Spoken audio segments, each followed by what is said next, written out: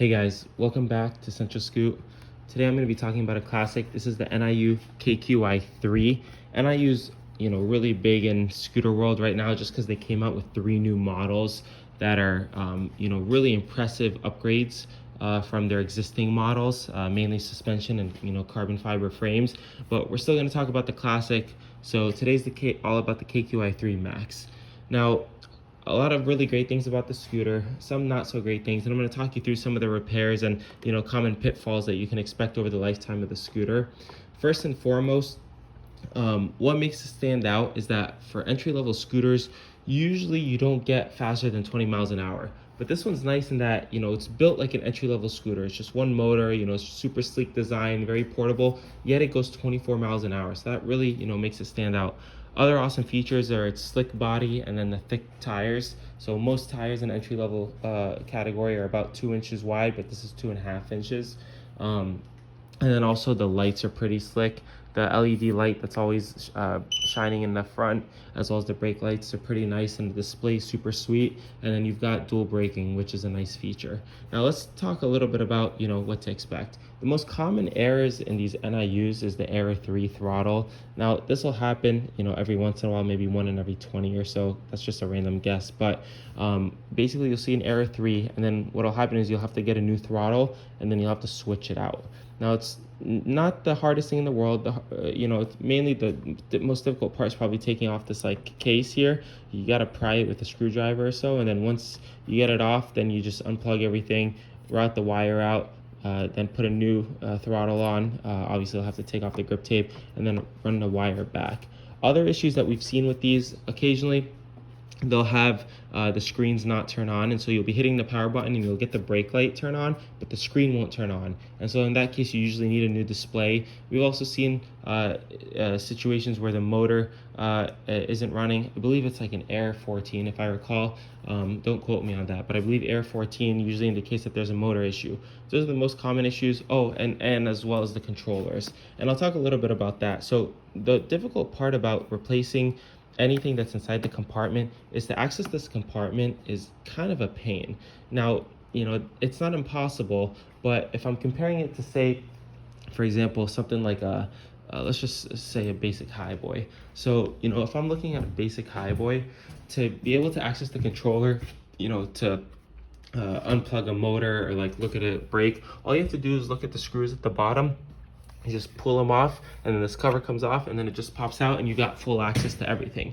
The other nice thing is, if it rains, the opening is from the bottom, and so rain won't actually get water inside. It's more so like maybe splashes or things like that. Whereas with NIU, let me head back to the Max. With NIU, the opening is from above, and not only that, first you got to peel off the grip tape, then you've got to take off a bunch of screws. There's 12 to 14 screws that are all here, and that just takes out the first cover. Then there's a second cover that has to come off. You got to go through a whole new set of screws even under here, and there are 2 different types, and so you're switching between bits. And then finally, after you removed cover 1, grip tape, cover 1, cover 2, then you finally access the board. And so it's a little bit of a cumbersome process, whereas, for example, something that just opens from the bottom might take you 3-4 minutes. This is like a 10-minute job to get through all these screws, and then obviously when you're closing it back, you got to do the screws all over again. So that part's kind of annoying. The other downside is that because the cover opens from the top, we've seen situations where the scooters come in, there's issues with them, but then you open it up and you're trying to see what's happened, and it's just a pool of water sitting on the inside. And so, as a word of caution, if you are going to get an NIU scooter, even more so than other models, do not ride them in the rain. Obviously, we say that to every model. Scooters are not yet waterproofed. No matter what the IP ratings say, we've seen 6s come in with water damage. And so, as much as possible, we say do not ride your scooter in the rain. Try not to get caught in the rain, but especially these NIUs. And the issue is that they have a 2-year warranty, but if you send it out to them and they open it up and there's a puddle of water, sitting inside the controller, they're going to say, hey, sorry, this voids the warranty, it's water damage, you're not eligible for a warranted repair. And so any customers that come in, whenever we, before we send it out to the repair center over in Canada, just because, that's how they like it, they like the parts, so we have to open it up, make sure that there's no water damage, and then from there, be able to send it out. And so it's a great scooter, just don't get it, don't get water inside. um, some great things about it: it's got great traction. It's a really comfortable ride. It's a really sleek design. I mean, basically all the stuff that I started out with earlier in the video.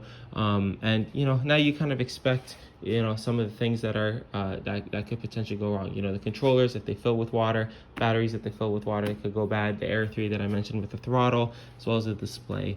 All in all, though, that here's the thing. So I did mention some errors and issues that could happen with the scooter, but the good thing is that at least you can order parts for them.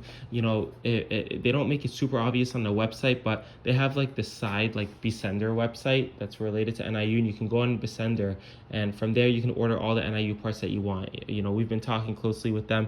We're able to get motors on there, displays on there, whatever parts you're looking for, and they're building up the catalog, which is nice. There's a lot of companies out there, you're trying to order a part and you just can't.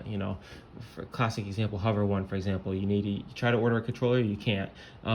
So there's a lot of companies out there where you can't order what you need. NIU, thankfully, gives you the ability to order a lot of the parts that you're looking for, and so it's not the end of the world if you need to do a repair. Or lastly, just go with their warranty. The key is make sure you save the box, which is a little annoying, but if you ever do need to send them out to Canada, you're gonna have to have the box, or a box, so that you can send the scooter out. So if you have the space in the garage or the attic or wherever, I recommend holding onto your box. That way, you can send it out if you ever need to during the warranty period. Well, that's basically it. Overall, I do recommend the scooter. We have great experience with it. We really like how they're built. They perform well.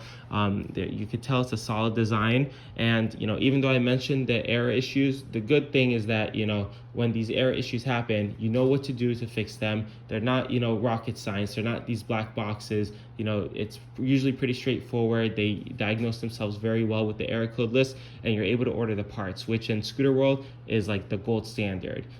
All these, the fact that you can identify what the problem is and get the part and do the fix, or send it out to the repair center and they'll do it for you, is like gold standard. So this is why we love NIU, why they're a great company. They're NASDAQ listed, so that means they're a huge company. Obviously they specialized in bigger Vespa moped types vehicles before they got into the electric scooter industry. But I have good things to say about it, and we're overall pleased. Just be cautious and careful about the things mentioned. Thanks so much for watching. We'll see you in the next video, and if you can, like and subscribe so we can continue to make these. Take care.